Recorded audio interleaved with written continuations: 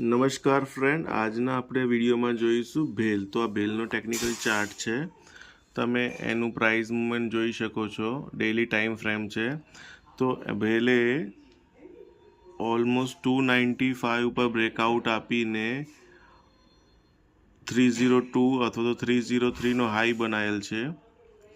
અને અત્યારે જે ઓઇલ વેનેઝુએલાનું જે ક્રાઇસિસ ચાલી રહ્યું છે, ઇન્ટરનેશનલ જીઓપોલિટિકલ ઇશ્યુઝ, એના લીધે તે બ્રેકઆઉટ રીટેસ્ટ પર છે 296. તો આજે જે રિસ્ક રિવોર્ડ છે એકદમ ફેવરેબલ છે, કેમ કે નીચેની સાઈડ તમે ડાઉન સાઈડ 295, 290 યા તો 270નો સ્ટોપ લોસ રાખીને ઉપરની સાઈડ મેક્ઝિમમ તમને 333 અને એની પર ઉપર સારા એવા ટાર્ગેટ મળી શકે એમ છે.